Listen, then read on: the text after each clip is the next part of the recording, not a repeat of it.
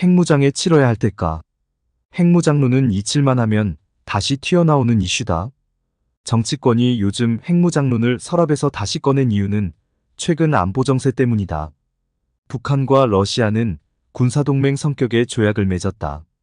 북한은 러시아로부터 첨단 군사기술을 받아 핵과 미사일을 한 미가 감당하기 힘들 정도로 고도화할 수 있게 됐다. 그런데 툭하면 주한미군을 철수시키겠다는 도널드 트럼프 전 대통령이 미국 대선의 유력주자다. 국민이 불안에 떨게 됐다. 그래서 핵무장론이 순풍을 타고 있다. 그러나 핵무장론에서 필요성만 부각되다 보니 정작 중요한 논점이 빠지거나 덜 다뤄지고 있다. 바로 비용 문제다. 핵무기는 비싸다. 핵무기 개발 후 북한에 맞서고 중국, 일본까지 견제하려면 프랑스, 영국 수준은 아니더라도 인도, 파키스탄 수준인 100단위의 핵탄두를 가져야 한다. 그러려면 한 해 얼추 20억 달러 이상으로 핵무기를 생산하고 유지 및 관리해야 한다. 또한 핵무기의 원료는 우라늄 또는 플루토늄이다. 그런데 한국이 이들 핵분열 물질을 확보하기가 쉽지 않다. 파키스탄이 개발하고 북한이 따라 한 방법대로 원심 분리기에 우라늄을 넣고 고속회전에 고농축 우라늄을 얻을 수 있다. 원심 분리기를 6개월간 돌려야 소량의 고농축 우라늄이 나온다. 그래서 원심 분리기 수천 개가 필요하다. 그런데 NPT 체제에서 많은 양의 우라늄을 수입하는 것은 어렵다. 한국엔 우라늄 광산이 없기 때문이다. 그렇다면 플루토늄은 자연에 없는 원소다.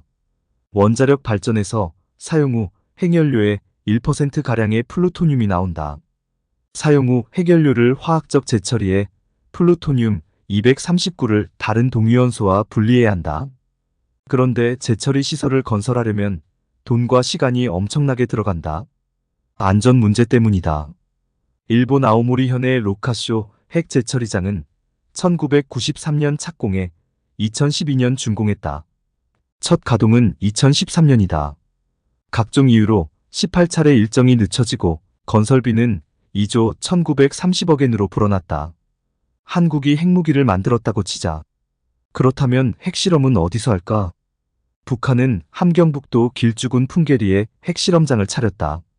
풍계리는 해발 2200m의 만탑산을 포함해 높이가 1000m 넘는 산들로 둘러싸여 있다.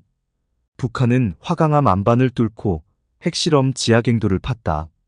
그런데도 방사능 유출 의혹이 나온다. 한국엔 풍계리만 한 여건의 장소가 드물다. 그리고 민주주의 국가라 혐오. 시설 유치를 반대하는 인비 여론을 무시할 순 없다. 핵실험장을 반길 지방자치단체가 있을까? 저준위, 방사성 폐기물, 처분시설 방패장도 짓지 못하는 상황인데 말이다. 시뮬레이션으로 핵실험을 대체할 수 있다. 또 핵무기의 위력을 외부에 보여주지 않고 핵 보유를 공개할 수 있다. 그렇다면 핵무기는 어디다 보관할까? 군 당국은 방호가 잘 된 군사시설에 핵무기를 배치하려고 할 것이다. 또 미사일과 전투기 및 잠수함 등 핵 투발 수단이 있는 군사기지에 핵무기를 둘 수 있다. 한국의 핵무기 관련 시설은 유사시 대통령실이나 국방부, 합동참모본부보다 먼저 북한의 핵공격을 받을 수 있다. 한국이 독자적 핵무장으로 가려면 NPT에서 나와야 한다. NPT 탈퇴는 국제제재를 의미한다. 북한은 핵개발로 유엔과 한국, 미국 및 일본 등 각국이 독자적으로 내린 경제제재를 받고 있다. 한국의 독자적 핵무장을 감행하면 국제사회는 한국의 반도체, 핸드폰 및 자동차와 선박 등을 제재한다면 한국 경제는 쓰나미와 같은 타격을 받을 것이다. 북한은 2003년 NPT를 탈퇴했다.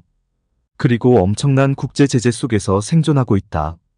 중국과 러시아라는 뒷배 때문에 북한 경제가 근근하게 버텨나가는 것이다. 이란은 핵개발 프로그램을 진행하면서 경제 제재를 받아 경제는 추락했고 민생은 어려운 상황이다. 이런 상황을 막으려면 미국이 한국의 독자 핵무장을 양해하거나 묵인해야 한다. 인도와 파키스탄 및 이스라엘이 핵을 가진 뒤 미국은 처음엔 펄쩍 뛰었지만 나중엔 슬쩍 넘어간 전례가 있다. 미국은 인도는 중국을 견제하고 파키스탄은 테러와의 전쟁에서 필요했고 이스라엘은 중동의 교두보라고 전략적으로 계산했기 때문이었다. 그리고 이들 세 나라는 NPT 가입국이 아니고 미국의 동맹국도 아니다. 한국이 독자 핵무장을 한다면 미국은 한국이 한 미 동맹을 깨겠다는 뜻으로 해석할 수 있다. 그런데 요즘 핵무장론에서 트럼프 변수를 대입하고 있다. 트럼프 전 대통령이 재선한다면 한국의 독자 핵무장을 인정한다는 논리다. 특히 트럼프 진영의 인사들이 이런 해석을 부추기고 있다. 앨리슨 후커 전 백악관 국가안보회의 아시아 담당 선임보좌관은 지난 1월 아시아 소사이어티 정책연구소 웨비나에서 우리는 한국이 자체 핵무장을 향해 계속해서 나아가고 있으며 어쩌면 더 빠른 속도로 나아간다는 사실을 배제할 수 없다고 말했다. 이연한 북한과 러시아의 관계. 심화가 확실히 한국을 그런 방향으로 내몰고 있다고 생각한다고 덧붙였다. 트럼프 전 대통령이 승리할 경우 백악관 국가안보보좌관 후보로 거론되는 엘브리지 콜비 전 국방부 전략 및 전력개발 담당 부차관보는 지난 4월 중앙일보와의 인터뷰에서 한국이 미국 없이 스스로 방어해야 한다며 한국의 독자적 핵무장까지 고려한 모든 카드를 테이블 위에 올려야 한다고 강조했다. 그러나 미국 조야에선 후커와 콜비와 같은 목소리가 나오지만 대세나 주류는 아니다. 트럼프 행정부에서 국방부 장관 대행을 지낸 크리스토퍼 밀러는 지난 5월 한 언론과의 인터뷰에서 한국의 핵무장 문제는 궁극적으로 한국 국민이 답해야 할 질문이라고 말했다. 트럼프 전 대통령도 2016년 대선 유세에선 한국과 일본의 핵무장을 허용하겠다고 밝혔지만 정작 집권 후 아무것도 안 했다. 트럼프가 다시 대통령이 된다면 폼나고 돈 되는 일만 골라서 하겠지. 폼도 안 나고 돈도 안 되는 일은 안 하려 들 것이다. NPT 체제의 대체와 그에 따른 핵전략 변경은 골치 아픈 일이다.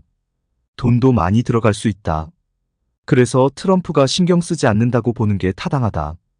박원곤 이화여대 북한학 교수는 트럼프는 동맹의 팔을 비틀어 더 많은 돈을 갈취하길 원하지만 동맹을 해체하고 미국의 영향력을 떨어뜨리기는 바라진 않을 것이라고 내다봤다.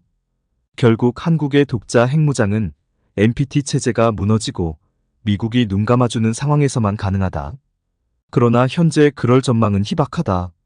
물론 주한미군이 철수하고 한국이 북한의 핵미사일 고도화를 감내할 수 없다면 생존을 위해선 핵무장을 할 수도 있다. 하지만 지금은 아니다. 국민에게 핵무장에 대한 비용 문제와 감수해야 할 어려움을 포함하여 다시 물어야 한다.